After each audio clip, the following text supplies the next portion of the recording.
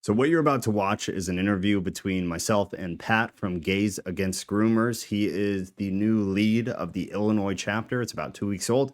Gays Against Groomers, he's going to explain what it is, but essentially it's an organization that's main goal and purpose is to fight what is happening to kids right now by the LGBTQ community. One thing I want you to keep in mind and really try to have an open mind about is the fact that right now with what is happening in culture and specifically what is happening to the most innocent among us being kids, we need to put differences aside of disagreements of lifestyle, and we need to be able to all be on the same page, even if momentarily, even if just for now, to be able to combat this together. Because what they're doing, not the organization, but the LGBTQ community, what they're doing is powerful. What they're doing is shifting culture in a massive way, if you have not noticed. And I feel like a lot of Christians are blind to what's going on, or you don't really see the full scope of what is going on. And that is why I have been trying to post more about this culture, the shift, how it's even coming into the church, because I want you guys to be aware of what's going on. So I hope with that new awareness in mind, you can be open-minded and listen to Pat, listen to what their organization is doing, because it's truly incredible. And them being homosexual, them being trans, because now they have trans members as well, their voices are going to be beyond powerful when compared to people like myself speaking out against what they're doing to kids, the LGBTQ community. They're going to be incredibly important with all of this. So I really hope you guys can keep an open mind and understand why, even if momentarily, even if just for now, I'm a massive supporter of what they're doing. And I think it's phenomenal. And Pat's an awesome guy. So it was a great conversation. I hope you guys enjoy it.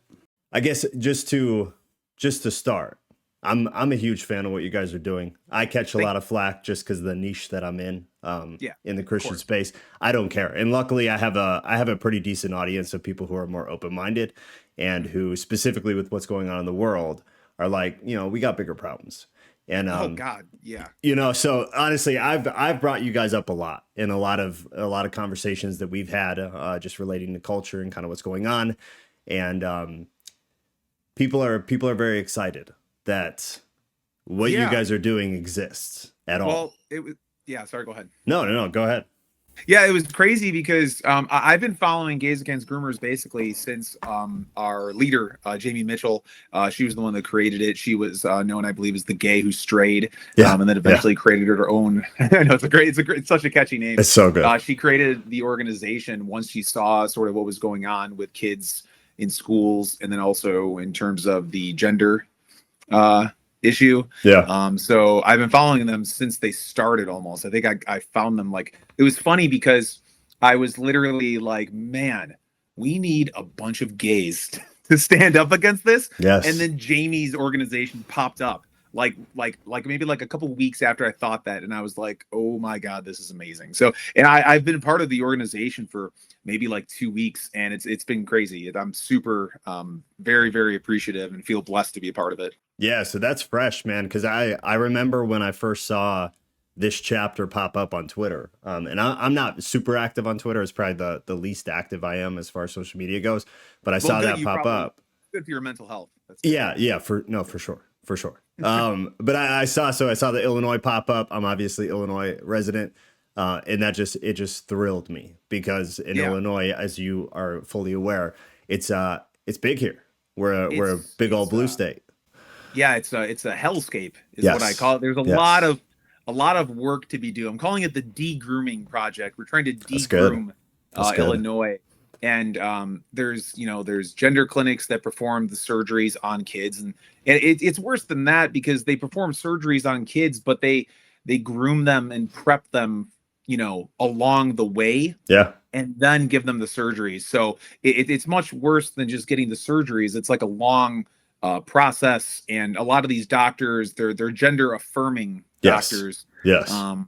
Like I know there's certain politicians that are looking to they call what they call talk therapy for gender dysphoric kids. They call it conversion therapy because they're trying to purposely conflate it with like the barbaric conversion therapy they used to perform in homosexuals. And that's just one of the nightmares we're up against. It's honestly, it sort of feels like we're up against the entire machine of power. A little overwhelming, but we're spreading. We have a Japan chapter, Really? India, I believe.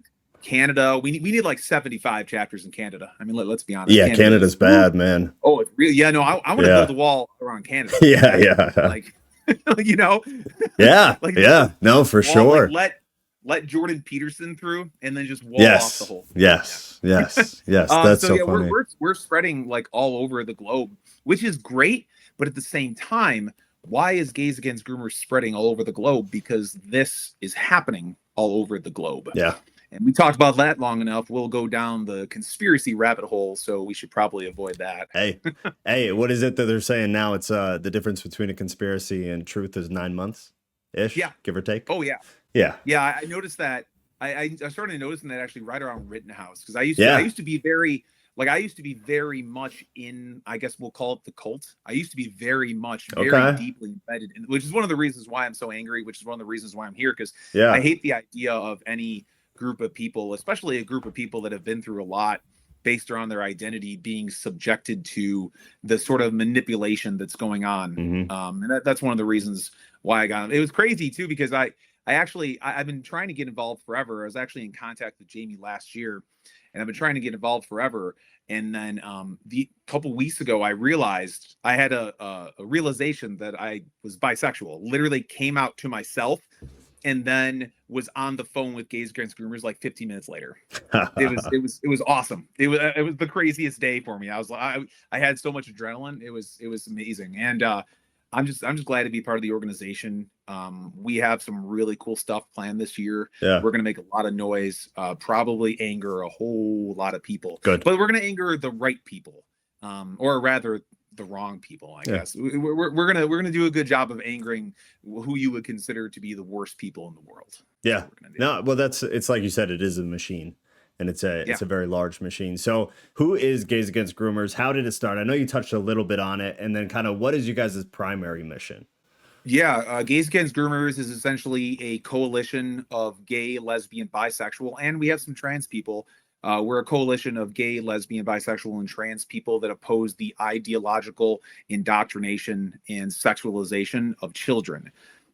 It's disturbing because we're seeing it in schools. We're seeing it in advertising.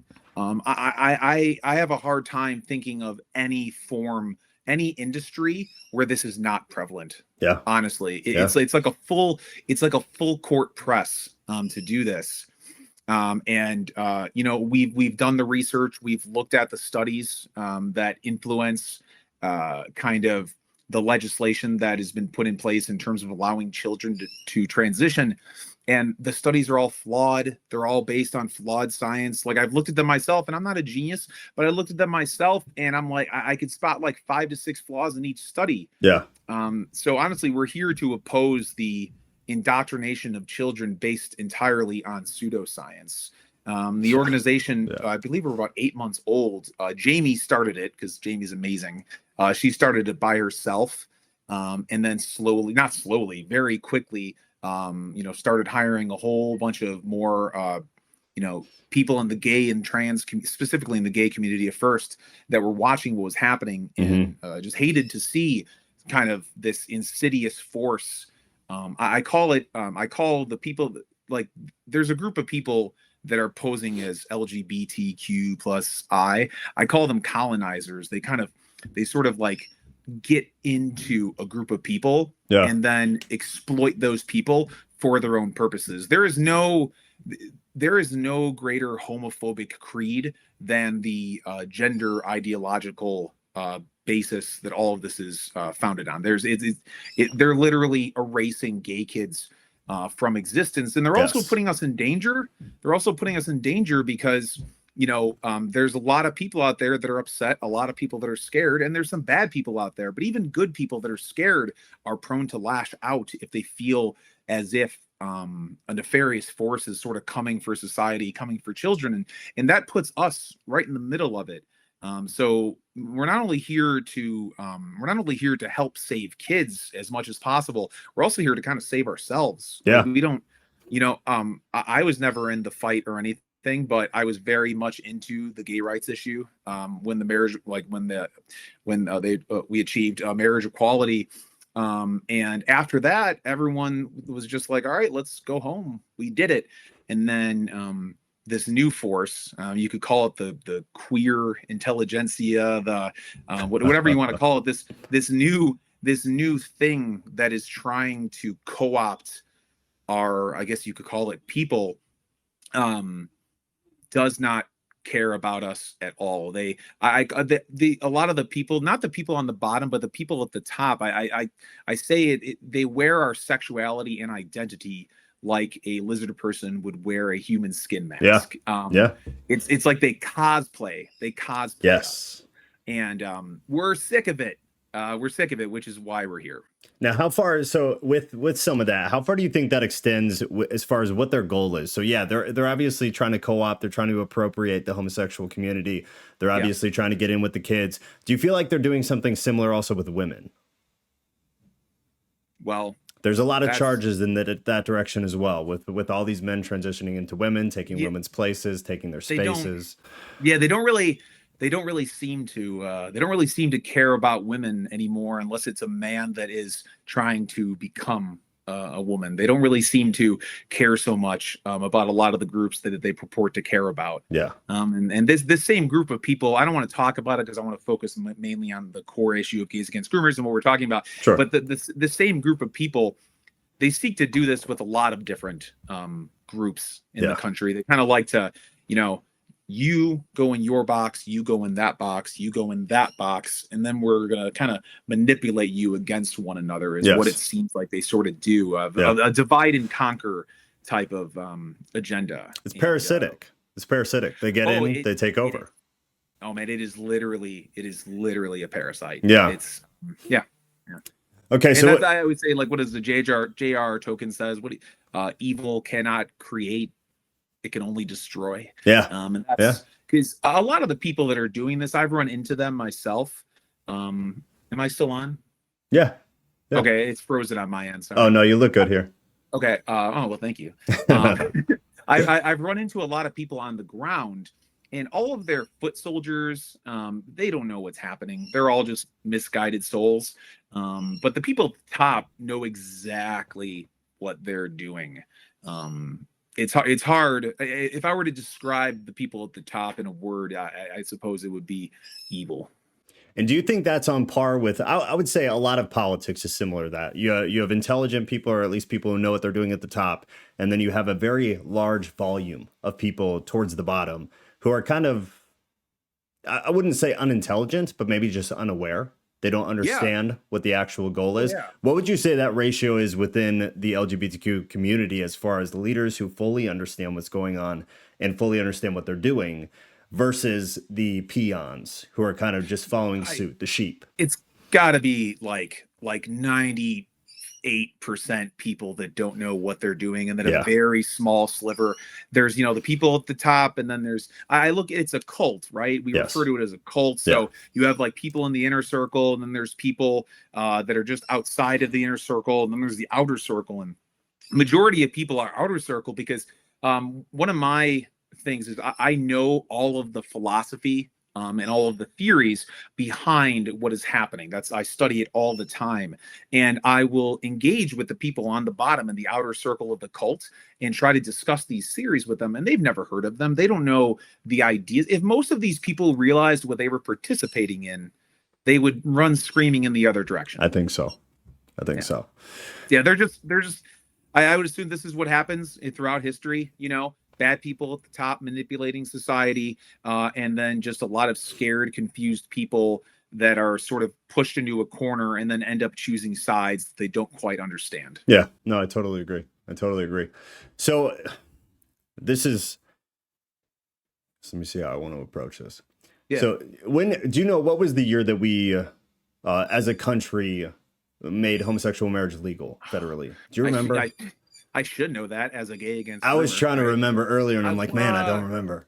It was after Obama became president. It was like roughly 2010, right? Like 2009, 2010, right around there. Okay, so going back then, I've always been of the opinion, religious beliefs aside, I've always been of the opinion that the homosexuals rather, when we were in that time and we were just trying to get equal rights for y'all to get married, I Yeah. don't believe there was any malintent there. So at the time you had from the right wing, you had the slippery slope theory, right? And Mm. then at the time, I don't think that was at all intended from the gay community. I don't think that was their goal. I don't think that was No. in mind. I don't think maybe you had a very sliverly small amount of sick people who are sick no matter what they are, no matter what their gender is, no matter which way they roll. But I think it Well, was a yeah. very genuine and wholesome movement to just try to get equal rights as far as marriage went. Do you Oh, agree? yeah. Yeah, absolutely. And I've read the lit, like I call them our enemies, these people, not like I said, not the people on the bottom, but the people at the top. Yeah. And I've read their literature, and they literally speak about using the gay populace as a means to achieve their ends. And they talk about emptying out the positive contents of our community and then essentially sliding in their ideas. Yeah. What they sought to do and what they're achieving right now is essentially using us as a Trojan horse for their ideas. Yes. And I'm here to basically metaphorically light the entire thing on fire. Yeah. Hell yeah. Metaphorically, everybody. Yeah, I know, I know. Yeah, no violence. So from the time of the wholesome, which again, you and I are totally agreement on that. When do you think, say 2009, 2010, when do you think they started to kind of begin that infiltration? And what do you think kind of that first step was? I know that's tough. That's a really good question because until about 2020, I was Mm-hmm. really in that mindset of just thinking that, half the country just hates us and they want to kill, like if you watch that propaganda, like all they do is just, all you hear is anti-LGBTQ hate, Yeah. rising anti-LGBTQ hate. And it's funny because there actually is rising LGBT hate. And of course, the people that are warning us about it, it's their fault that it's rising. Yes. Of course. I Yes. don't know exactly when it started because, like I said, I was in that mindset, in that cult mindset. Sure. So it's like, and when you're in that mindset, it really is like you're in a haze. Like your mind, in many respects, is not your own. Yeah. Yeah. So it definitely really jump started. Like it's been festering forever since like the 80s and 70s and 60s. It's been moving, having some momentum. But it seems like 2017, 2018, 2019 is where things really started to kick into gear and in what we are now living through year whatever of this horrible cultural revolution. And how much of I agree for the most part. And I honestly I didn't get very involved into this until probably around 2020, 2019. That's when it became so prevalent. obvious. Yes. Yes. And I understand and listening to people and talking to people and looking through things from even before that, you can see that there was this trickle, but that's what it was. It was a trickle. It was slow. And then do you feel like COVID was a period of time where the hammer kind of dropped with it? Or do you think we just became aware during that period?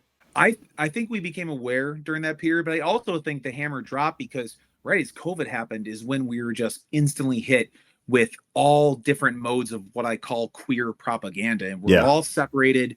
We're all separated. We're all in our homes. Nobody's talking to each other. Everybody's scared. Everybody is scared. And, they're looking for something to glob onto, something to cling onto. And then they introduce these new identity groups, not new identity groups, but these new ideas that sort of formed these identity groups and people latched onto them. The thing is like the whole, like you talk about trans, right? And like to be trans is to be queer. And to be queer, according to David Halpern, a queer theorist, is to have an identity without an essence. And then I see what they're doing to kids in school. And man, I have read research papers. I've read a research paper called Drag Pedagogy that literally details their plans to destabilize a child's identity and personality using drag queens. It is, if somebody 10 to 20 years ago would have told me, oh yeah, I'm going to make a movie and this is what that movie is going to be about. It's going to be like an army of drag queens designed to destabilize children's identities. Yeah. I would have laughed in their faces if I'm like, I would never see that movie. And yet here we are. So yeah, I definitely think COVID, like that was like the big push. They're like, all right, it's time to foment this revolution officially. Yeah, I think so. So I guess it's very multifaceted. So you have within kind of that community, you have the furry bestiality sect. Have you seen? I don't know if you've seen. There's this girl on Twitter called I know you're sure.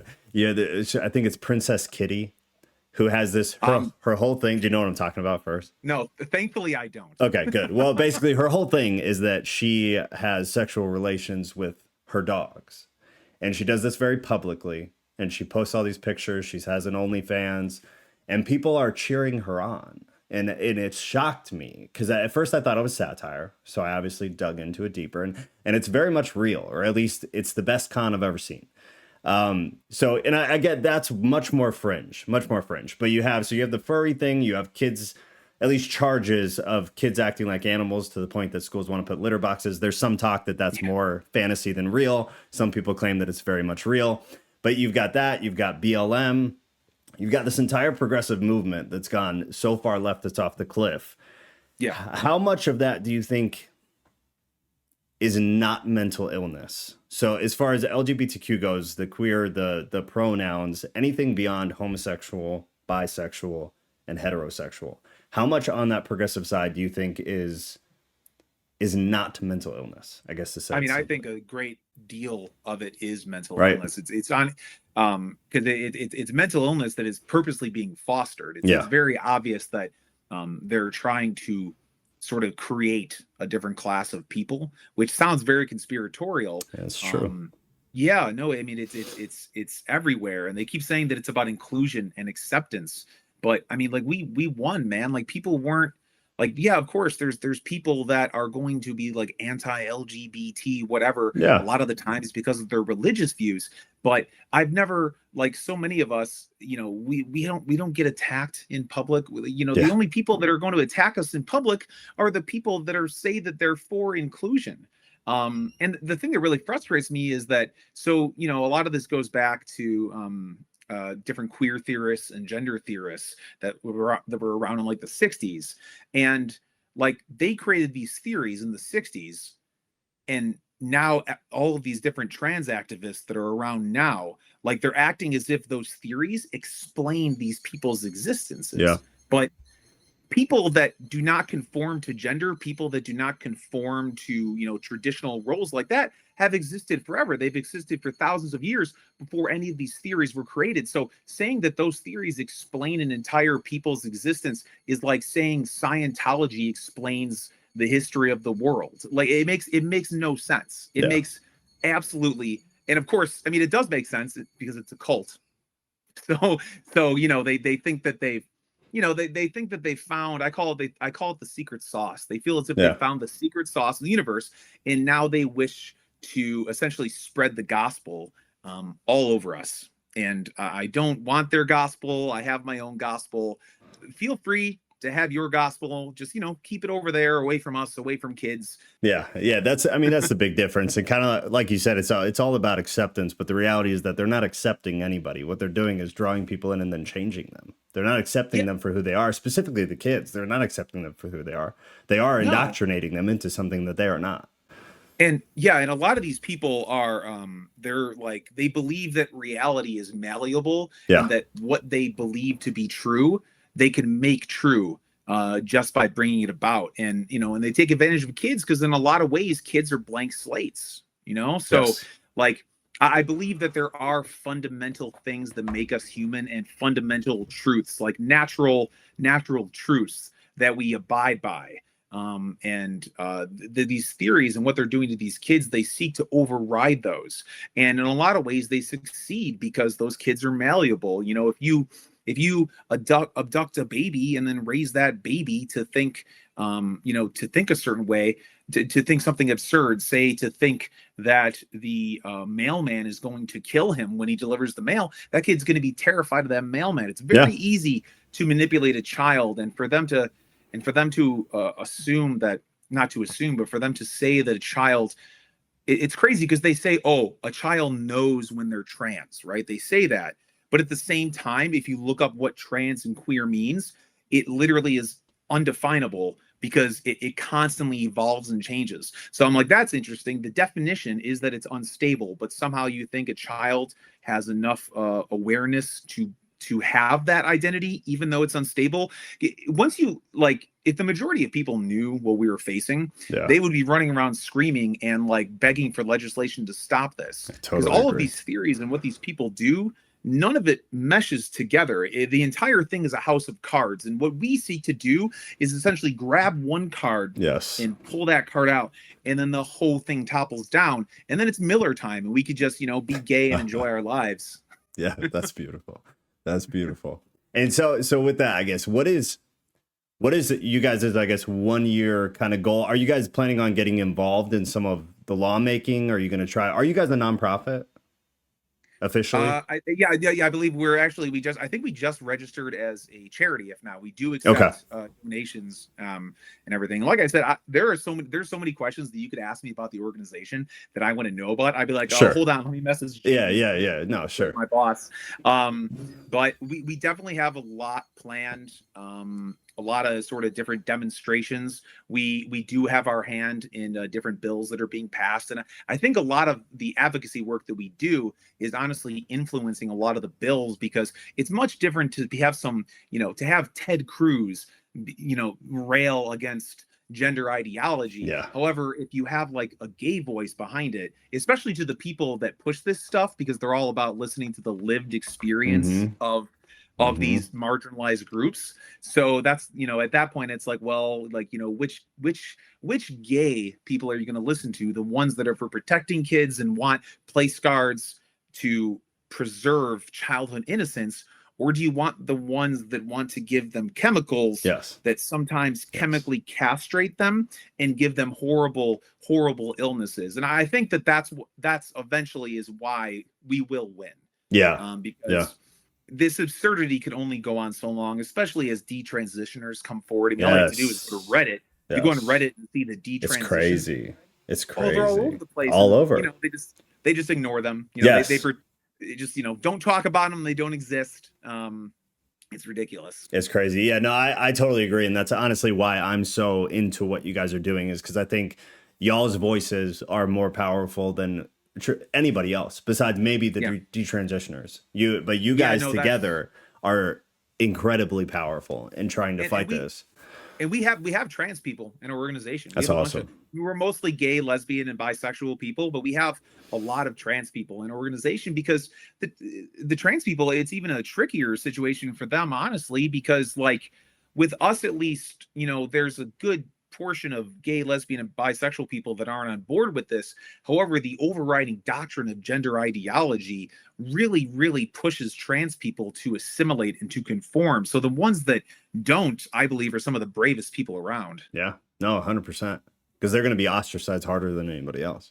Oh, they are. Their friends disown them. They don't want anything. They're like, oh my gosh, you're an evil person that wants to commit trans genocide. I mean, they literally say that suggesting that a child should receive talk therapy before receiving hormones is genocide. So when you hear like talks of trans genocide, everyone's going like, wait, what are they talking about? There's not trans people being genocided. But to them, having the conversation we're having right now, they would describe as genocidal. Yeah. And how much of that do you think? And I understand on the bottom, maybe no. So within the leadership, the people who know what's going on, do you think any of them actually believe that? I think that I think a lot of the politicians do, because think about how many people are sort of in this delusional cult, and then these politicians, all they face, they're just inundated with the same sort of fake news, but they're like right in the center of it. So I think a lot of them believe it, but the people at the top, I think they're mostly, I would assume, using it as a means of power. There's definitely there's queer theorists and gender theorists that are around. Gail Rubin, Judith Butler, Michelle Foucault's dead. I think David Halpern is still around. I think they're true believers.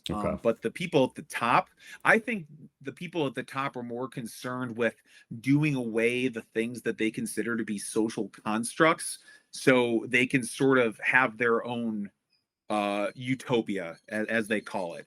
That's what I would assume. That's just me. That's not me speaking for Gays Against Groomers. Yeah, sure. That's just sort of my opinion. Mostly the organization is just concerned with on the ground stuff. How do we save kids? How do we get it out of schools? Getting it out of schools is the trickiest part Yeah. because, if you look at the national sex ed standards, which have been employed in my state, in your state of Illinois, it is straight up like indoctrination. Yeah. It's presenting false concepts as sexual and identity truths, and it's not. And the tricky part is, how do you get that out of schools? The main goal, it would be to prove that it is a type of spiritual, the belief that you're born in the wrong body and that you're a prison in your own body and you can transcend that. There's no rules of nature that describe that. That is entirely a quasi spiritual belief. Yeah. And that's what they're teaching kids in schools. So that's one of the main things that I'm concerned about here in Illinois, is getting it removed in schools. How do we do it? I believe that there's some First Amendment and 14th Amendment violations that are going on. But Okay. how do you even begin that process to be able to prove that, to prove to people what's going on, especially with people aren't watching, like people that are doing this in mainstream, they're not watching online, they're not watching these kinds of conversations. They're completely like in a bubble. Yes. And they're just concerned with not appearing like bigots. So they're just like, listen to the LGBTQ, except us. We're of course labeled as far right, anti-LGBTQ hate, which is that's what this group of people that we're talking about, people at the top, that's what they do, right? They manipulate various groups, and then if anyone speaks out against it, they just go, oh, well, that's just because you hate yourself on the inside. That's just what they do. Yeah. Okay. So with that, you're 2 weeks into Illinois. Yeah.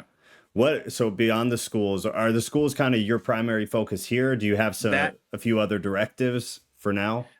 There's other stuff that's going on in the state that I'm not a big fan of, particularly at medical centers, which is going to be a big focus of mine. I'm just trying to draw awareness to that. I'm a big fan of peaceful protest. I'm a big fan of direct action. I think that the main goal is to make as much noise as possible. Yeah. For them to basically look at me and be like, man, why is that gay guy so upset? Yeah. That would be the goal. But for me personally, for the Illinois chapter, and I know for other chapters as well, but for the Illinois chapter, getting it out of schools is imperative. I don't think that children should have to go to school and then be presented with false concepts. And then parents that know those are false concepts, I don't think those parents should have to do the work to unindoctrinate their child. I don't think that is not where and that's, I've literally talked to people and actually gotten them to see that what they're teaching these kids is more of a subjective view of reality than objective. And a lot of the people that are on board with it go like, well, the parents could just have conversations with the kids.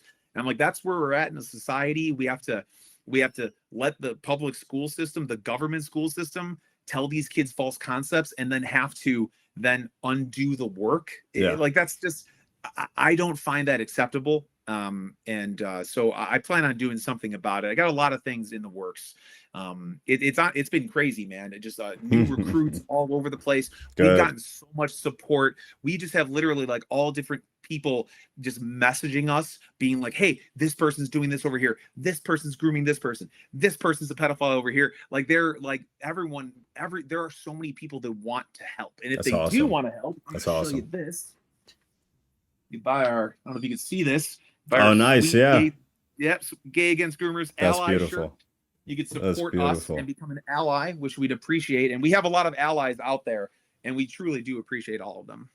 So are you guys then, are you trying to kind of team up? Are there other organizations like you? Not really, right? There's other organizations that are mostly like really angry moms. Okay. Like it's all the moms. Like the dads. I don't know what the dads are doing, to be honest. Dads, get your stuff together. I agree. What the dads do. I agree. The moms, though, like don't mess with a mom's kid. If a mom finds out you're messing with their kid's mind, I would not want to be between that mom and that child. Yes. So I would beg these people that are messing with these kids to tread lightly, because these moms are coming.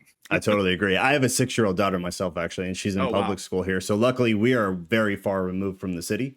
So we're in a much better place. Yeah, thank God. But so in some of that you're planning on doing, are you planning on doing some of these PTA meetings, like showing up at them, or what are some of the actions?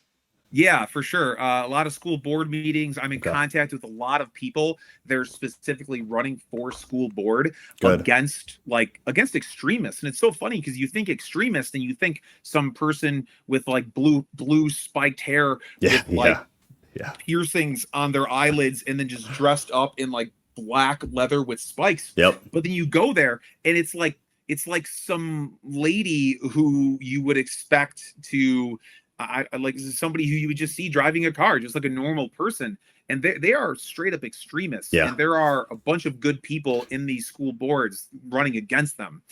So I'm in contact with a bunch of them, and they're literally just begging for help because Awesome. when they talk to these people, all they hear is, "Oh, well, you're a bigot. You just don't. You're not a fan of progress. You don't. You just don't get it. We get it." And that's the creepy thing is about this, if you want to call it cult, this group, this organization, like their followers literally act out the creeds, like the Mm. creed of Yeah, the people at the top. You know what I yeah, mean? It's it, 100%. it's very it's very insidious. I study the philosophies and I read the philosophies, and then I see the people at the bottom acting out the philosophies, and yet they don't even know the philosophies. That's how strong that programming is. Yes.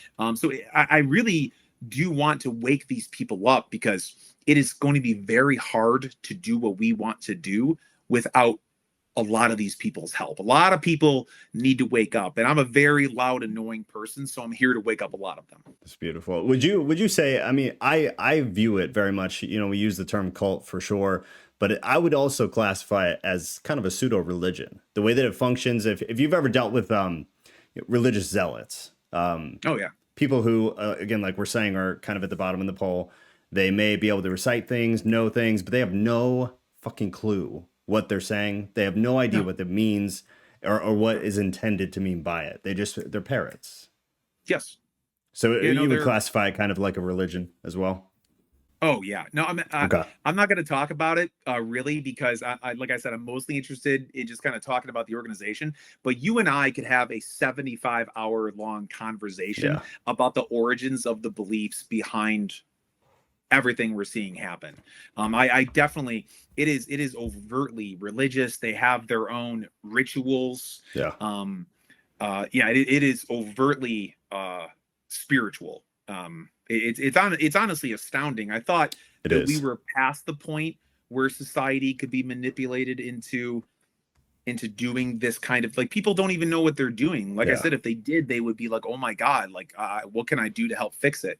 And they're coming after kids, Yeah. like to come after the youngest, and the most fragile, and that's why they do it, right? Because they want to get them young, so then they could be a part of whatever bizarre future they have planned for us. Yeah. And it's just despicable. Like, that's the line. Like, you want to mess with adults, I'm not a fan of it, and I don't like the manipulation.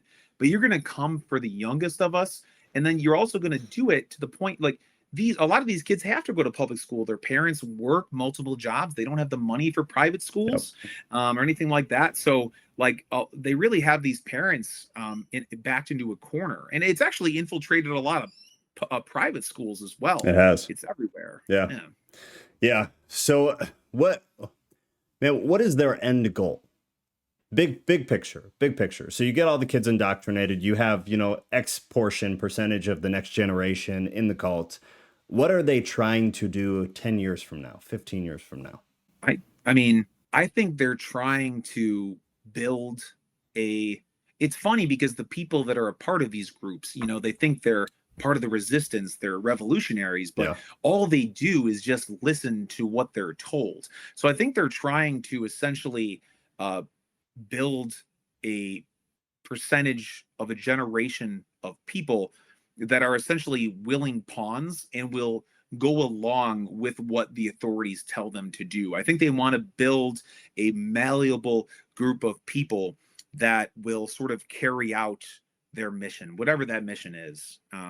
I think they just want a subservient group of people that they can bend to their will. That's what it sort of seems like. Yeah, no, I agree.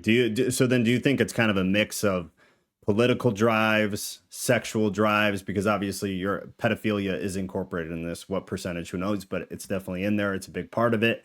So it's malleability, it's control long term, and it's probably multifaceted in that they want political pundits, they want the pedophilia to become more mainstream, more accepted, less looked down on. It doesn't shock you so much. You mean, oh wait, hold on. Are you a bigot? Because you're saying pedophile. Yes. You should be saying minor attracted person. No maps for me. No maps for me, sir. No. What about the AAMs, the adult attracted? They're literally. I haven't heard that one. What is that? AAM? Welcome.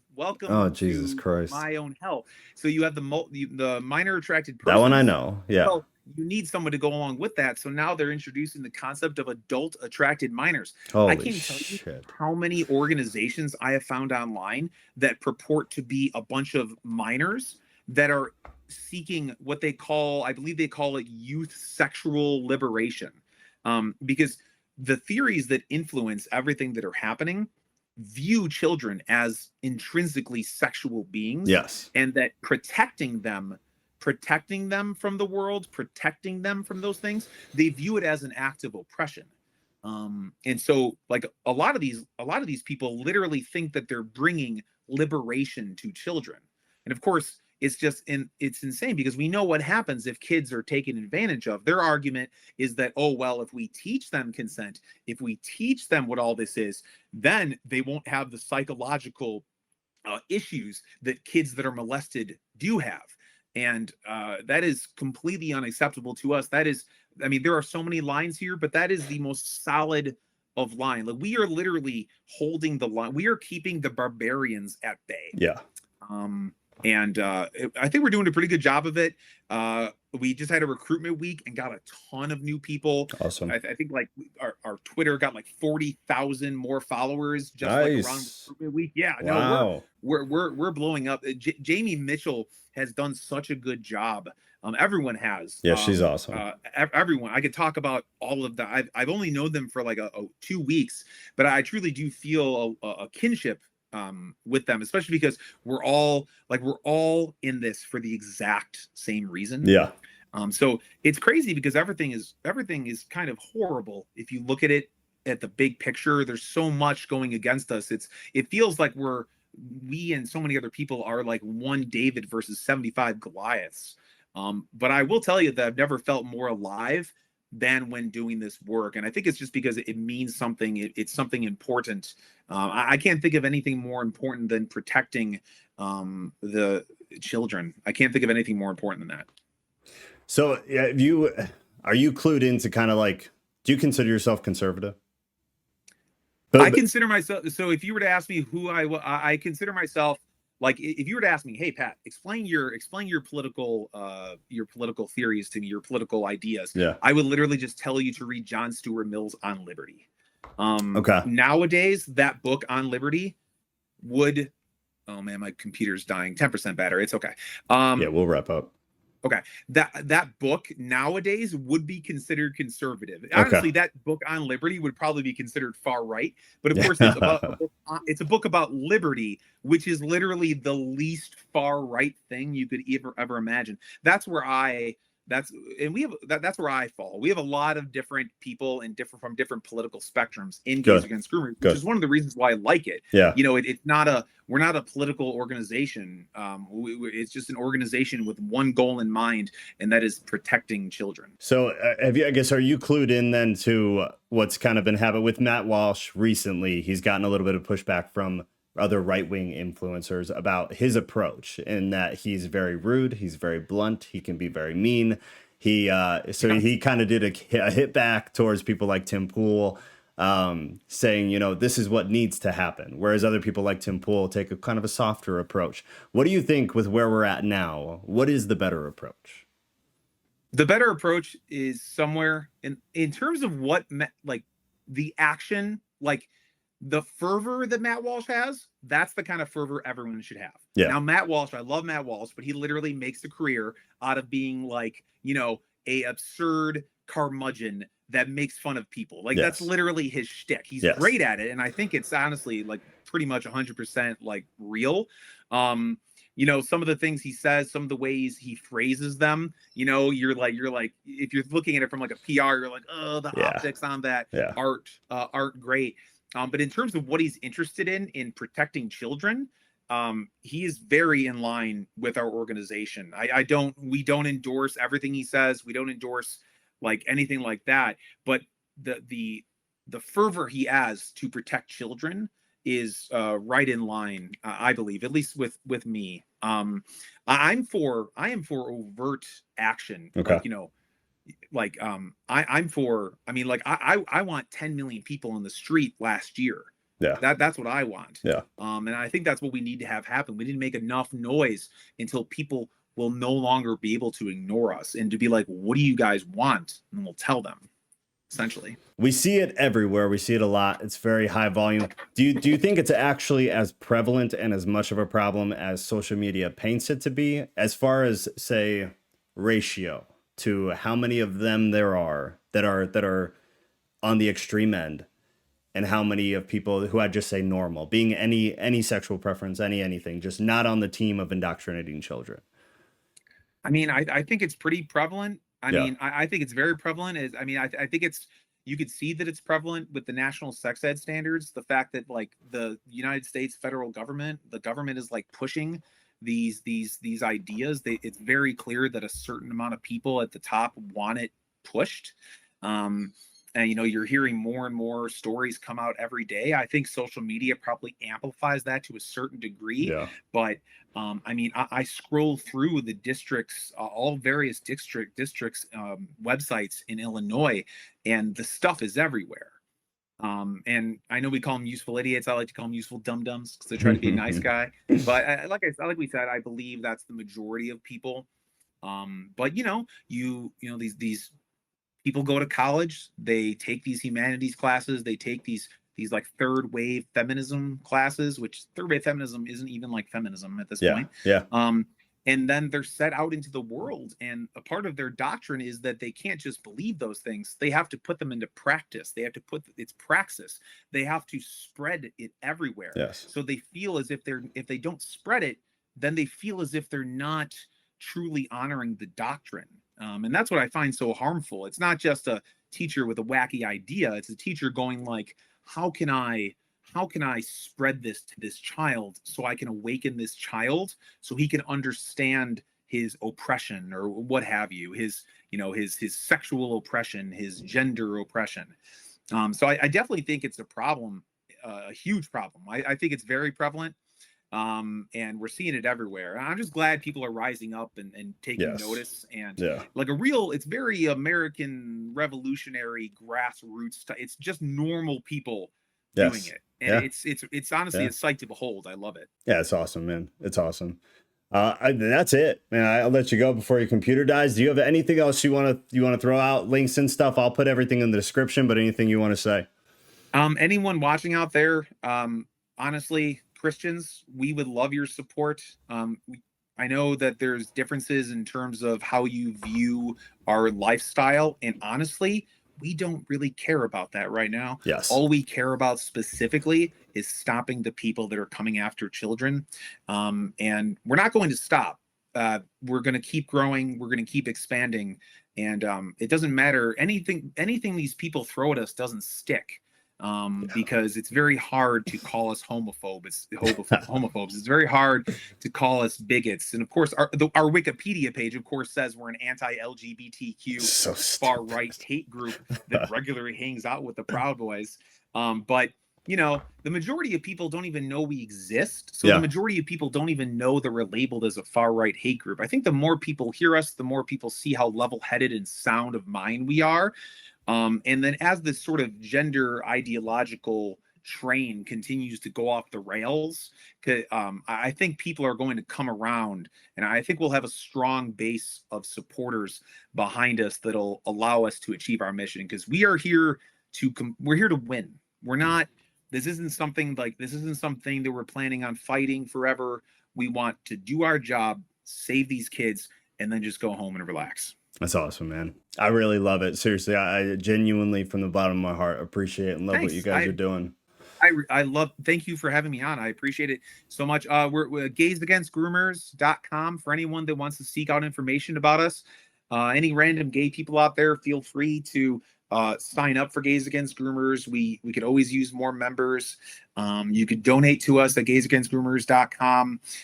We all work. None of us really do this for a living. We all have jobs.